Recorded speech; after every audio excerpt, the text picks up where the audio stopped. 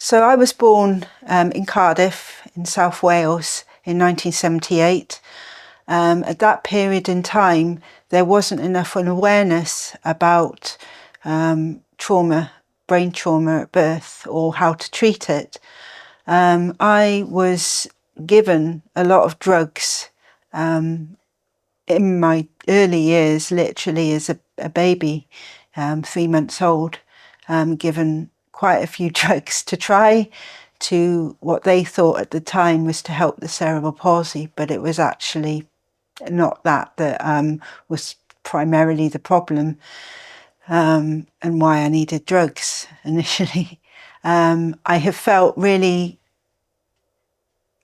angry sometimes when I was younger at the negligence of the students. So the context is that my mother had initially a woman that it was a professional that said, I will help you, when your child is born. But unfortunately, she was ill on the day that my mother went into labour for me, and there was no one there to look after her. And so when she went into hospital, she was given young doctors, 18, 19, 20, without any consent, without given any background on these student doctors, to help her give birth to me. And so what happened then was as she was giving birth, the student doctors came into the room where she was, having me, and started to do what they thought was the right thing to do when helping a woman give birth. So they were kind of leaning on her quite a lot, and looking to see where they could put the forceps. In the end, they put the forceps in the wrong way, and they pulled me out, and that is when I had the stroke, because it was that damaged my brain quite severely. There was no support. It was the late 70s when I was born, and the truth of the matter is they didn't have enough awareness of what to give children at that time to help with any conditions that may arise at birth. My mother took the information, the insight on what the doctors and nurses were saying. She also didn't get believed that her situation with me was real, and I did have something wrong with my right side. Again, it was because of the negligence at birth, that they lost all my notes as a child, so they had no recollection. Well, they say they had no recollection. It was just covering themselves, really, for the damage that they had done. And it was, again, when I was around 3 months old, 4 months old, I think I got diagnosed with hemiplegia, which is a form of cerebral palsy. And it was then that it was sort of seen to look and see what drugs they could give me to sort of what they said at the time to help the cerebral palsy. And that was actually, quite a harsh thing, I suppose, for my family to hear. My father actually saw me having a stroke at the time, and, didn't really know what was happening. But also it was horrible for them to have had to go through that period of time not knowing that it was a legitimate condition, and also there was something wrong with me. And to be given the medication that they gave me right from that age, actually, as an adult now, I felt really frustrated for what they had to go through with me. It was injected with lithium and morphine into my spine for some time, and I was quite ill. I was in and out of hospital.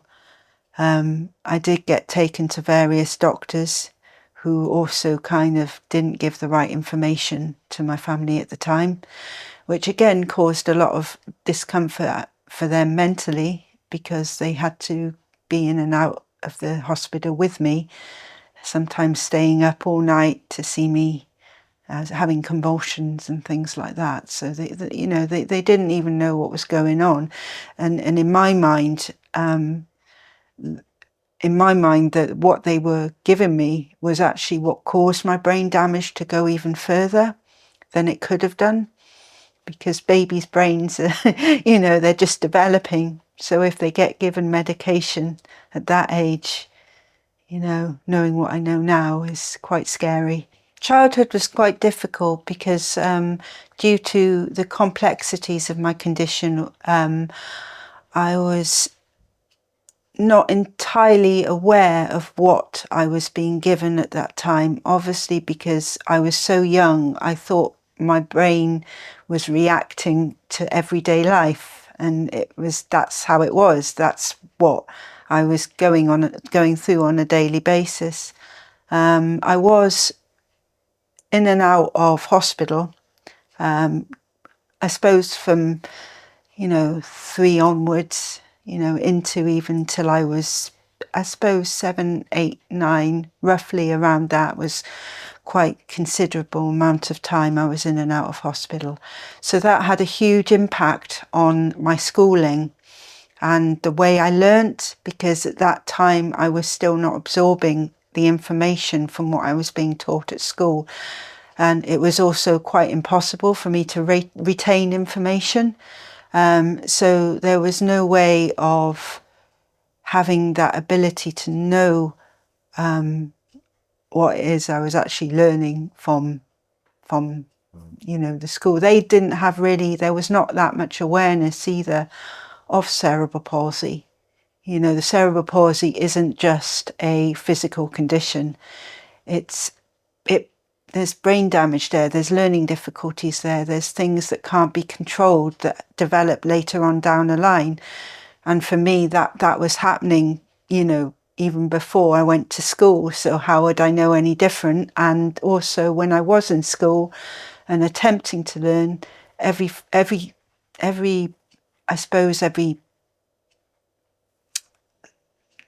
sentence I was being told with different things I wasn't retaining, because again, the drugs that I was on and the brain damage that I've had, it just wouldn't allow me to understand and comprehend what was happening. That things did happen, behaviour, I had quite difficult behaviour. I was still quite alert and, things like that. But due to the amount of time I spent in hospital, and the drugs that they were giving me, it meant that it was affecting me.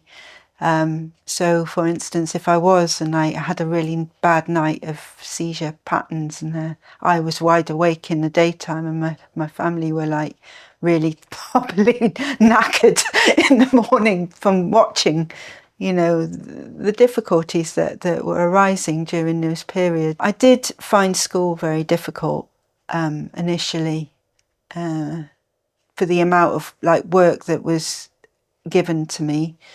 I couldn't really read. I mean, I read, but I wasn't absorbing any of the information that I was reading. But because I was quite clear when I was learning, then, it wasn't sort of apparent to the people totally with me of how much I was retaining and not. So that was quite tricky for me, I suppose. I did have friendships, but again, there was judgment there from, I suppose, the parents sometimes that influenced the children at that point in time in life, which was quite tricky and difficult to maintain. I got bullied a lot. I just got bullied. I mean, a lot of children do get bullied, but if we're talking about my situation here and now, I got bullied quite a bit, which I found difficult. I always compared myself to family. I remember doing that quite a lot because they were all quite in good jobs, and my sister was very highly. She was very intelligent and got things straight away, whereas my learning process was very slow. But I'd always been told I'm an abstract learner or I'm an experimental learner. And I only really found that out during my teens, I suppose. When I was 10, I went to live in America with my family. And again, a very different schooling system over there. You had to, when you were over there, you had to like take exams before every school that you went to. But I failed the exams and it took me hours to do. Because I failed the exams, I ended up going to initially a school with all black children from different ethnic backgrounds, and I was the only white child in the school. And over there, for the school that I went to at the time had their windows high above like a prison. You couldn't look out the windows. The children that were in the class, I was 9, 10 at the time. The children that were in the class were sometimes a lot older because they got put down a year because they couldn't pass the exams that they took every year, So, and if there was a lot of children there in that school and in my class that had behaviour difficulties, including myself, that wasn't really, technically known as well back then. And at the time, again, back in late 80s, the thing was in the American schools is not only did you get put down a year, you also, if you had any sort of behaviour difficulties, they would give you Ritalin to calm the behaviour down. And on top of everything else that I was experiencing at that time, I got given Ritalin to calm me down, which obviously didn't help, again, the amount of drugs that I was taking anyway. And also, when you're young, you think that's the norm, to be given something by an adult. So in a sense, it's a form of abuse, like teachers there just took it upon themselves, because that's what they told to do. Later on down the line, even in my teens, I realised that, something wasn't right with me coming back from America. I was out of school probably for about 9 months. After being in this school, my parents then took me out of that school, which quite rightly so when they found out what was going on. And so I was out of school for about 9 months, and then luckily I got into a Montessori school, which is a school, I don't know whether you know, it's a school for people with special needs, where there I did thrive quite a bit because I could take a subject for a day and learn it for the whole day. Maths was a big no-no, could not, but it can be a big no-no for anybody, can't it, really? Dyslexia came about, and, that's what it was seen as then, which quite rightly so, it is a form of dyslexia, but it was also a form of me being on that amount of drugs and not knowing what was going on. And in that respect, forgetting what I was doing half the time, on top of the seizures that I was having, which I didn't realise that there were. I knew spacey, so I would stare off into space quite a lot, which they're now called complex partial, but they're actually, at that time, they were called absent seizures. So I was having quite a lot of them. Difficult at the time to know where my educational needs were at. But it did help that I was having a day where I was able to learn one subject, and quite more often than not, it was creative subjects like art or, music or sports. I was, struggled with, because I struggled with my movement back then as well. Came back to the UK, went back into a mainstream school, told my story. I remember in one assembly, I told my story about my experiences in America. And I did the best I could there, but really did struggle still to read and absorb information, which didn't help my educational level at that time.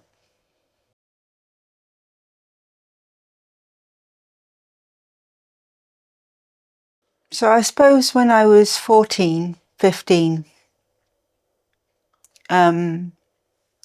it started to come to light that the drugs that I was given, and one of the drugs that I was given that's commonly recognised now as an adult drug, blues, was Valium. So at 14, I started to recognise that these drugs, street drugs, were things that I was given. And because I didn't recognise the brain patterns were so all over the place from my childhood addictions of prescribed meds, I did not realise how addictive street drugs could be. In my mind, I was trying various drugs out that would actually enhance the brain, that would keep me right. But actually the scary thing is they kept me right, but they they got me into an addict in my adulthood from my teenage years. Very slowly, because I was still learning that what I was also being given was medication for what they thought was cerebral palsy at the time. Well, it was cerebral palsy, but what the convulsions were due to the cerebral palsy, not to do with my teenage epilepsy that has recently got diagnosed and put on paper about 10 years ago, and I was 37. So addiction for me meant, I'm really keen on, knowing what, this person could get Valium. I'm going to get some because that will be what I've already used it. So what, it doesn't really matter. It doesn't really matter what happens. I've used this drug. So I started to use Valium, mainly to keep my brain constant with the balance. And then speed became a thing for me for a while, bass and speed, because I also recognised that sensation as a feeling of when I was coming off drugs from a childhood, but it was elements of a childhood that I remember that was also quite good because it got me, going with, doing lots of things and living in my mind at that time a world of happiness, I suppose, but it was actually coming off medication and going to cold turkey at a young age. So when I started taking speed, I realised that it was actually balancing my brain out again, and I felt human to learn about my teenage years, But when I came down from it, that was me gone again. So I had to take something to come down from that, which was quite a lot of the time again, Valium. And then, tried ecstasy again because what was happening, because I had, where the damage is, it gave me high serotonin levels. So when I took ecstasy, it just increased that and, gave me a buzz as well. But by that time, I was really quite addicted, but didn't realise what addiction was. I suppose, Darren, I didn't know that these drugs have a huge impact. And what was confusing is I was always looking for help, but I didn't know where to place myself to get the help because, like I said, there was nothing there that was obviously viable to step into. What was viable to step into was groups, AA groups, CA groups, Narcotics Anonymous, AA. And these things I'd already been naturally doing in my mind, thinking, it's the right thing, it's not a bad thing that I'm on, I'm having the time of my life.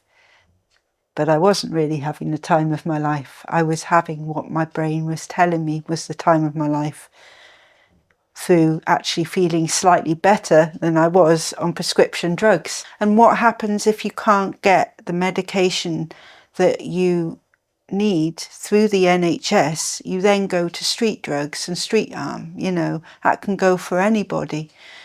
But my viewpoint on that, like you say, was totally different. You know, I kept going, using different drugs to settle my brain down so it would prevent it from going off my head, you know, in behaviours that I, you know, was quite vulnerable, very vulnerable at that time in my life, in my teens. You know, I had horrific experiences, you know, of not really wanting, and I still haven't told my family to this day, which I don't, you know, you probably want to edit when you're doing the, you know,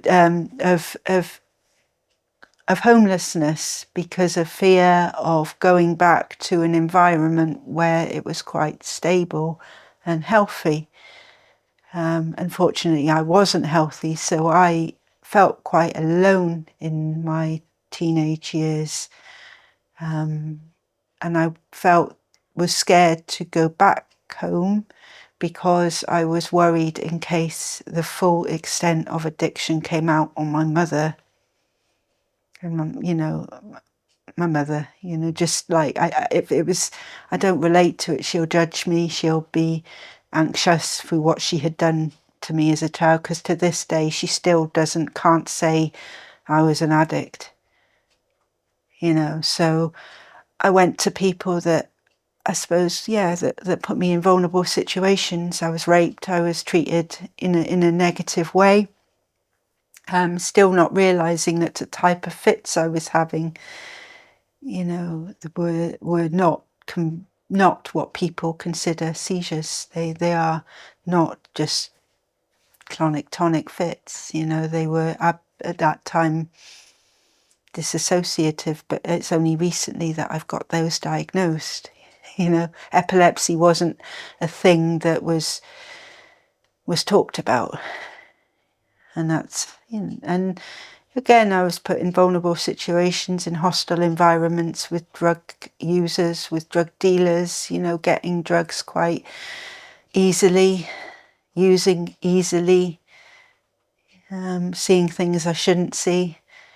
And that became a way of life for quite some time, till my 20s, I would say.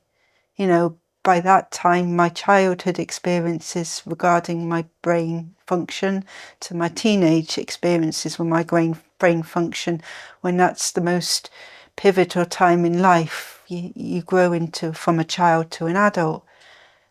And I suppose I also didn't feel I had that opportunity to grow into my adulthood, because it was being conditioned, like you were saying, and being controlled by the medical profession.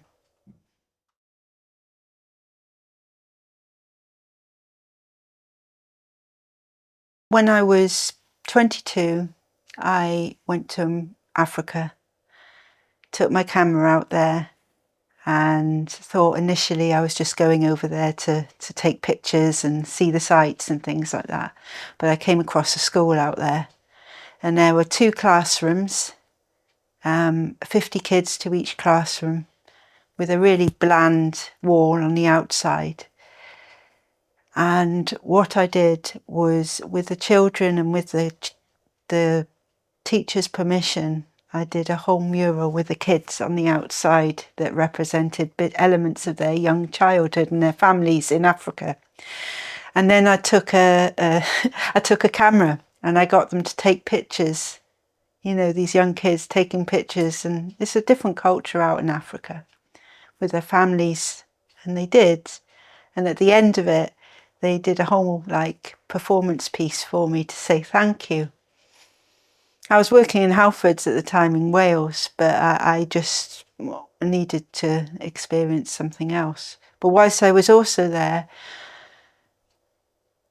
I saw horrific things. I saw people, and this is what touched me, and this is what motivated me initially, disabled people on the streets begging for money to try and make them, survive, for their families. But actually what was happening was in over there was like a family of a young child or teenager were actually being created a disability. They were given that, they were having their arms broken or having to fake being disabled because they hadn't got the money and it was the best way to beg. That resonated with me as well. And I thought, what? And I went back to Wales and I remember it. I said, what am I doing? What am I actually doing?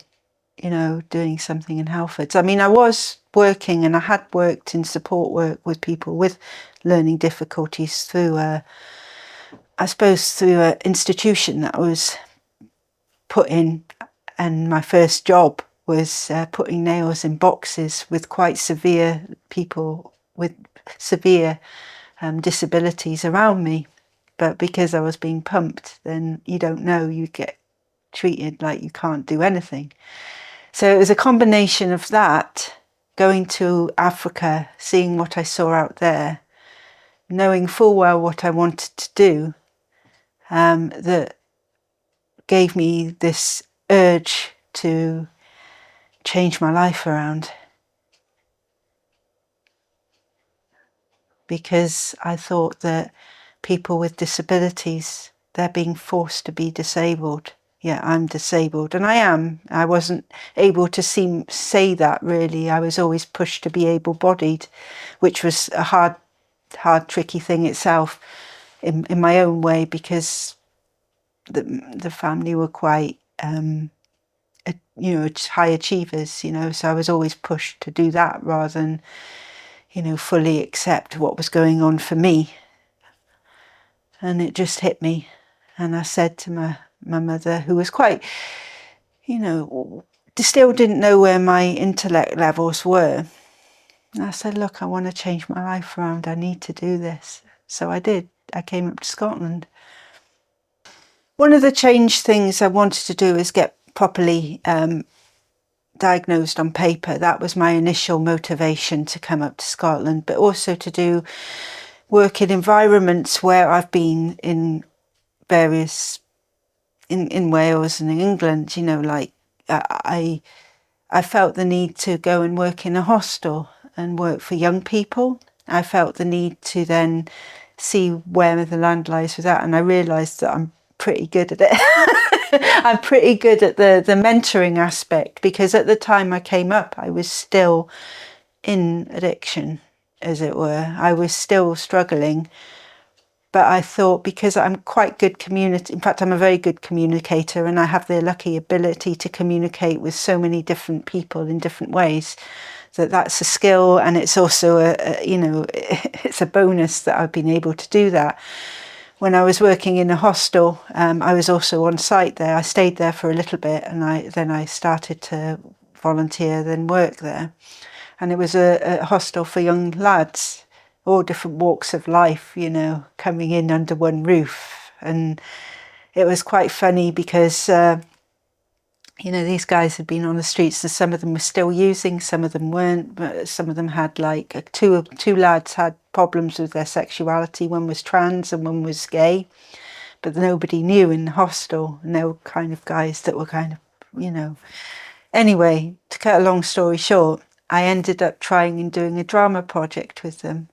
We took them out of the hostel itself, and I hired a community centre, and we did a project on identity. And the other guys didn't know. And so what happened then was I sort of said, well, we're doing this theatre production. This is going to be an outing. We're going to go. And they were really excited. And some of them had quite a few prejudice against that, came along. And by the end of it, some of them viewpoints had changed. And it was really interesting to see someone who was very prejudiced and bigoted about someone who's gay and trans to change and go, oh my goodness, I now have a clear understanding, and you're not too bad, mate, you're pretty good, you're doing all right. And then I realised that, I will explore that. I I will explore working in different organisations, different settings, as bits that I've experienced in my life. So I worked in a community centre for people with disabilities.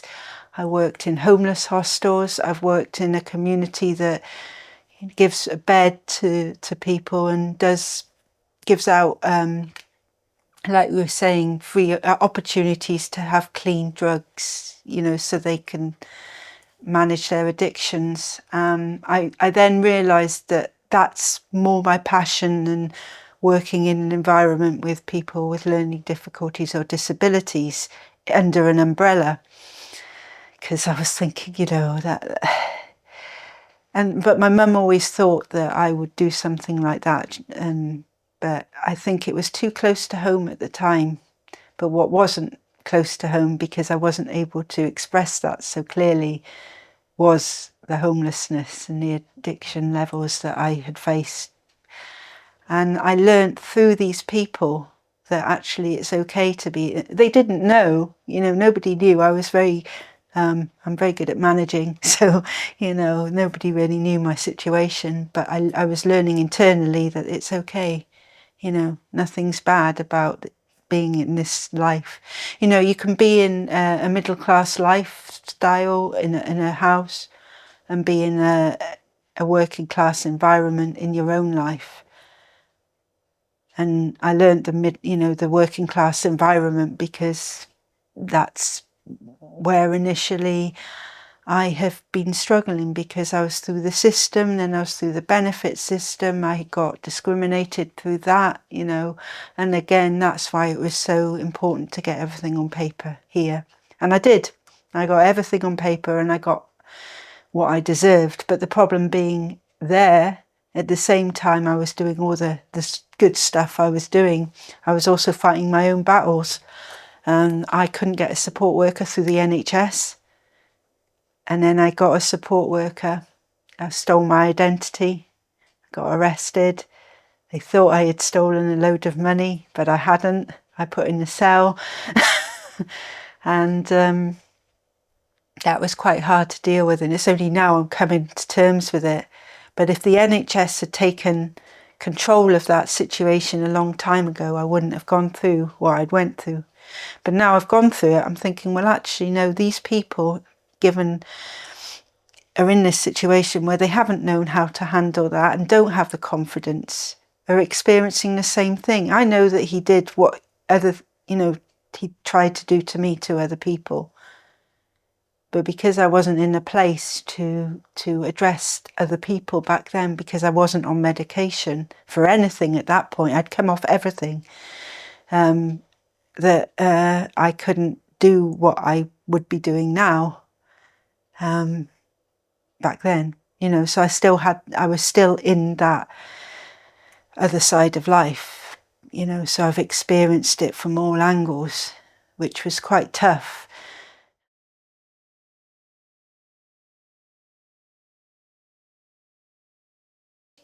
Drugs have, whether they're prescribed prescription or whether they're street drugs, they have a tendency to dictate the identity of a person, especially if a person is addicted as a child to an adult. I not only was an addict, I was a vulnerable woman with a disability that unfortunately was pushed into addiction. Now all my experiences come together, and what I've seen in society, I knew that there was a niche that was missing. The period of transition was missing in society. There's always counselling opportunities, going to counselling or going to different groups. But within those different groups, you still need a transitional period where you are offered different activities, which I feel is important. But those activities shouldn't just come from the people working in those environments. Those activities should come with the people in society that come into needing and getting support from what they feel is a professional. You know, I like art, I like music, I like photography. Well, hang on a minute, I've got a project I'd like to put in place. Now, if somebody in addiction or somebody with a disability has an idea that will help them be consistent, why not put it into place?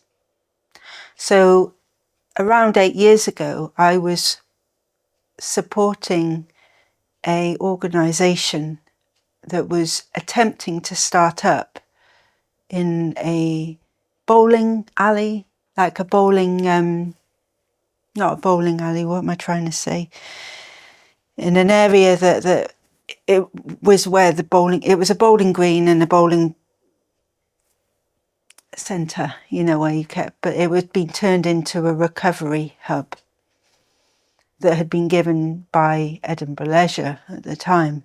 And they were happy to give it to us for 50 quid a month. We unfortunately had that taken off us as soon as I started doing a music project.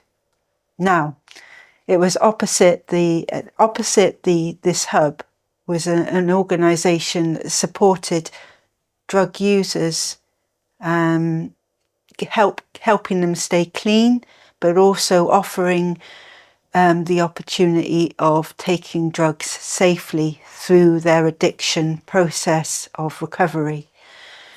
While this was happening, there was one guy, he really stuck in my head, that used to come to the workshop and play. We had a little setup. We made a little setup where there was a stage, and if all the equipment was on the stage, and you would come in and you would do a lot of different things, and it was great, you know. But when the dry dock, it was called the Dry Dock. That was the name of the hub and organisation. But when, I suppose about 9 months into it, Edinburgh Leisure took it off us because they felt that it wasn't going to be fundable. And then we found out it had got, you know, into a situation where somebody else was going to take over the whole place, and it didn't happen. And now it's a derelict building. And that angered me. As this was happening, we still had the people come over wondering what was happening to the workshop if we were running it. So there was a guy there that I knew. He was still using, but when he was at the workshop that we went, he was like in his zone, not talking about anything else, but like wanting to do his music and creative arts and things like that. He said to me, we went for a coffee, we had a chat, and he said, "Why don't you start something up?" I said, well, funnily enough, I'd already thought of starting a community up that actually engages with a socially inclusive and culturally diverse. So there's no discrimination against any race, colour, you know, disability, addiction. You know, we're all people underneath. And that's where Safer by Sound was born initially, because initially it was a music project. So we got quite a few instruments from various places, donations, and we run workshops that were music based. We put on events that were music based, and we still do. But he really sort of said, well, this is what I'd like to see in society. I said, well, funnily enough, I was going to start it anyway. It just so happens that I was testing it in the dry dock. And about, I suppose, when this happened, when this fluid, realistic idea happened, I went to an organisation called Bethany, who used to come to the dry dock. Now, Bethany is a homeless organisation that supports people that come through the system and houses folk and gives various different opportunities of, recovery areas which they can go and get support, but not actually, funnily enough, the one that I've been discussing, which is for people with childhood addictions. Anyway, I said, well, is there any way that we can continue doing something on Safer by Sound? And one of the workers there at the time says, why don't we collaborate on a once a month event. And I was like, fantastic, that keeps Safer by Sound in a loop. It keeps us running somewhere that they offered a community area. So they offered a community area for it to be run. And it's been going ever since. It's been going for 8 years, the once a month open mic night, dry open mic night, and it really works. And some of them have been coming from day one. Others haven't. They've dropped off, but they come in. So I was thinking, it's just going to be for adults. Adults are just wanting to come in, but actually families and their kids come in. Young teenagers are coming in with their families. And it started to be, well, why don't we get these teenagers into a music studio? Now, there were 2 teenagers there that were both autistic. One of them didn't come out his house at all, didn't come out of his bedroom, didn't socialise with his parents. His parents came along to this event. Anyway, we offered the studio to him just to get like 6 weeks studio space, and with his friend who was also autistic. And we, they both like Green Day, so we put them in a studio to do Green Day, and they loved it. And at the end, we do a festival, which actually Jake was going to come into. Sorry, we had that opportunity to then work with teenagers and the families to put them into different creative situations that would suit their needs. The mum came up to me and she said, Sadie, I said, well, what? And she said, my son and I went out for a meal the other day, and we're now talking with each other and communicating and built up this relationship. Now, we don't work with loads of people, and it can just be a couple, 3, 4 people at a time. It's like it's not like an umbrella organisation that is taped and things like that, because I want to find out what young people want to find what adults want from services. And that's kind of, as that is going on and running really smoothly, and it's only actually now, Darren, that I've seen it run so smoothly, that we're also putting into play an organisation called World Without Walls, which was actually an organisation I started years ago, but the abuser wasn't, it was a tricky time and that all fell to pot. But now I'm revamping it.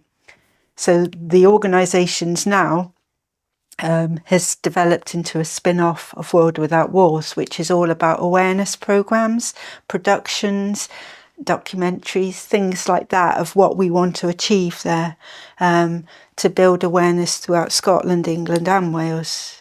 It can be a world, a UK project. It doesn't have to be just a one project thing, because I have also been going to these recovery events because I feel now I need to look into angles that I couldn't tap into before because I wasn't getting the help I needed. So I couldn't identify what I needed. I couldn't say I needed an AA support group, couldn't identify I needed a CA support group. But I have been on the spin-off of that, going to recovery walks, going to recovery communities. I went to a conference with LEAP, like I said, that was an organisation that brings in people so they can get clean. And one of the guys said there that the transitional areas which we'd like to see more of is more creative projects being offered to clients in the who are in recovery and in the transitional period of getting clean, because there's nothing, they can't afford it. And lo and behold, what I'm doing, which I didn't think that would be taken too seriously because it seems so abstract, is actually a way forward for that. And now I feel I'm doing what I should be doing, because it gives me that free availability to put into communities what communities need to make it a better environment for individuals that struggle. I wouldn't say I'm giving back, because if I'm giving back, it's not giving myself credit for the support I need myself. Because like I was saying to you, Darren, the support I need myself is to have encouragements of opportunities to enable Safer by Sound World Without Walls to grow into a wider spectrum. I don't want it just to be me that runs Safer by Sound, you know. I want it to be, it's for the people, by the people. And that's all I ask, you know. And whatever walks of life, I can go into an organisation with people with disabilities and go, you're blind. Because I actually worked with a woman, which was all part of World Without Walls. I had one of my plays in Scottish Playwright that didn't get done because of COVID. But during COVID, I got a woman and her support worker get in touch with me because I forgot I was on the website, and she said, "Can you help my client write a play?" And I said, "Well, write a play. I could help her with a play, depending on what it is." And it was that this woman was in her 50s, mid-50s, and she was born 10 years older than me. She's 10 years older than me. And she went through similar experiences as I did as a child, but she can't speak. She didn't speak, so she had to find the right person to speak on her behalf that had gone through the same thing. And it's scary to think, even just only 10 years before I was born, that this was happening. The childhood experiences were happening, and I hadn't actually met anyone apart from herself that went through those childhood experiences, and she experienced it in a different way because she's very much more paralysed than I am. You know, she's really can't speak, can't really see very well, and is in a wheelchair. And then after lockdown, I ended up working with a group of young people, various disabilities again, and put them into a state where even somebody with Down syndrome recognised that he was in addiction. Or, another woman with cerebral palsy, she realised she was in addiction because of the prescribed medication, seen but not heard, And I realised how important it was for people in the community to come together regarding what conditions they have, what background they have, because if it's united, it's going to be so much better for future projects to identify what is needed. And I always say what is needed, and it's very strong in my mind that if I wasn't doing what I'm doing now, I don't know what I'd be doing. I would probably be under an umbrella that would pull me up which has happened, pull me up into a room and tell me what I'm not doing rather than tell me what I am doing because of X, Y, and Z that they don't understand.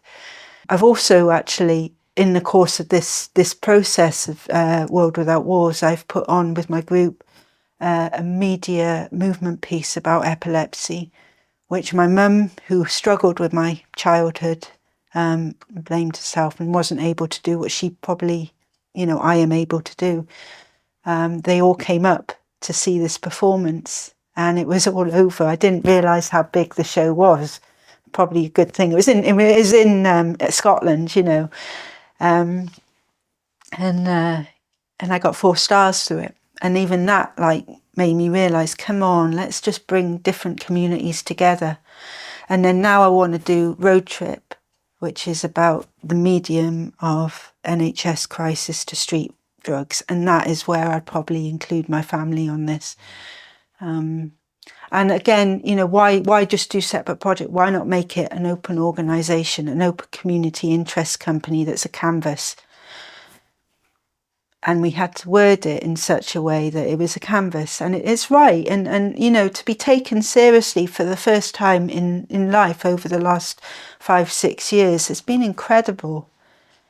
Initially it was about, we'll see what happens. You haven't got an area that a space, we'll see what happens.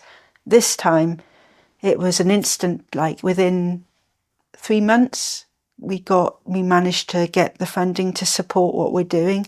And they weren't even precious about whether or not we'd get it done, because I think they believe in the canvas that we are going to create, because at the moment it's not done. It's only when people come and have the same interest that it will happen. But that's probably because when I started Safer by Sound, initially that became established in the community with the music element of it and the performance element of it. And because we met the right organisations with Bethany, I mean, they're not entirely, their ethos is not entirely good, but what they did at that time was amazing. You know, they allowed us to explore what we've wanted to explore. You can never change a whole perception of anyone as far as, you know, the whole picture. You can't, if you change one person's mindset, then that's all, job done. But I do it for the enjoyment. But it just so happens that I'm doing it now for a career, because also with this, it's not a 9 to 5. And for someone with conditions, sometimes people can't do 9 to 5, and that's okay. You know, you do one project, you give it a break. You do another project, you give it a break.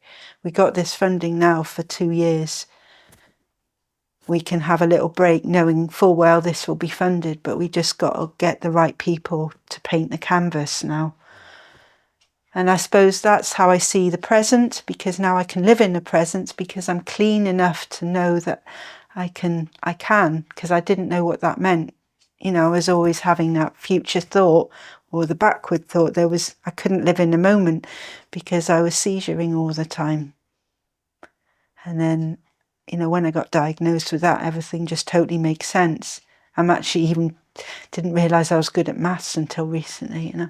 So there's things like that, Darren, you know, just consequences and actions don't just come from the people who struggle. They come from the people who think they know what they're doing is the right thing to do, but it's just power and control. And I don't want that for this community. And I say this community because it's a growing one. You know, I am getting interest, but in order for interest to continue, it needs to be right. And I want to create installations and things like that that can be taken round community centres everywhere. Because again, that part of that funding is for that. And that's what I'm going to be doing in my future. So please, if you feel free to look at Safer by Sound's Facebook page. We are on Facebook. Send a little message if you are keen to have involvement or yet want to find out more about Safer by Sound or World Without Walls. World Without Walls is a more socially inclusive project that if you have an idea that you want to bring to the table, that you would like to show communities more awareness of, feel free to put those forward as well. Look forward to hearing from you.